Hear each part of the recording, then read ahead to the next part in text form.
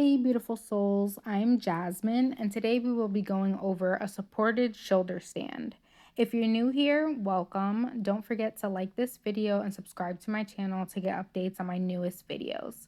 A shoulder stand is an inverted yoga pose that stretches the back of the neck while strengthening the spine and core muscles. Supported shoulder stand can stimulate the thyroid and prostate glands. It can improve digestion by stimulating the ab muscles and organs. This pose can also help relieve fatigue and provide relief from extra phlegm or mucus if you are sick. A supported shoulder stand can also improve insomnia, asthma, sinusitis, and menopause symptoms. If you're looking for a pose that can help improve your endocrine system, then this is the video for you. So let's begin.